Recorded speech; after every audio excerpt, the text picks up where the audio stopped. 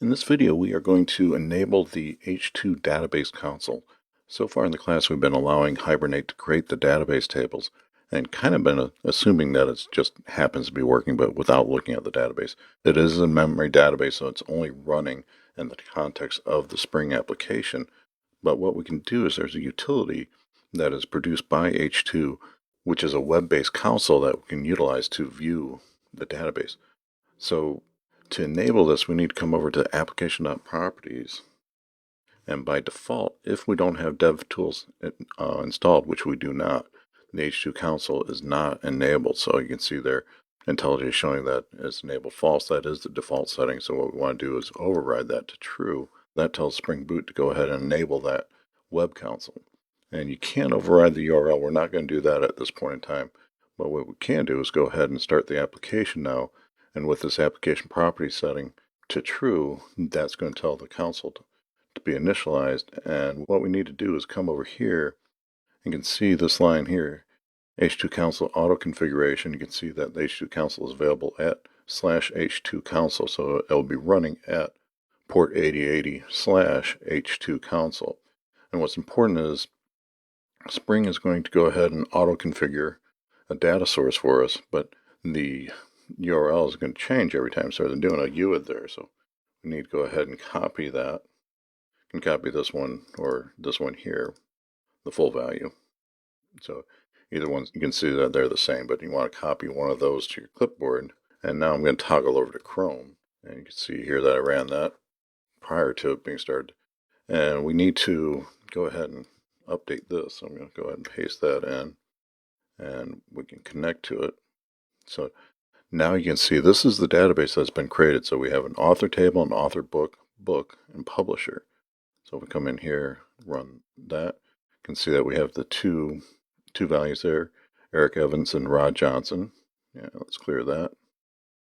If I run from the book table, now you can see here I have domain-driven design, J2EE development without EJB. That's the two books that we had added into the database.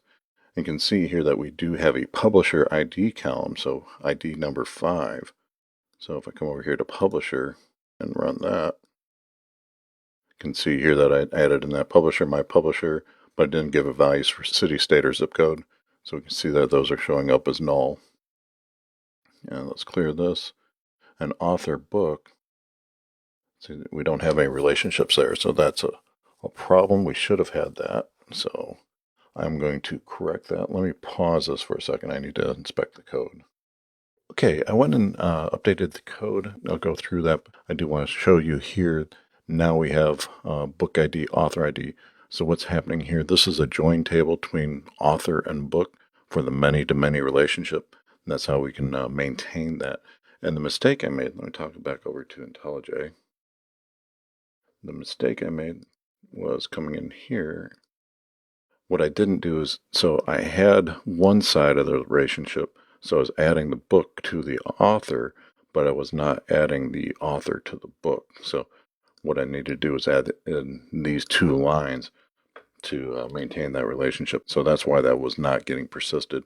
I didn't fully have both sides of the relationship. I thought that's what I'd missed, but I wanted to pause the video, make sure that is in fact what I did miss. And again, we haven't got into testing specifically yet.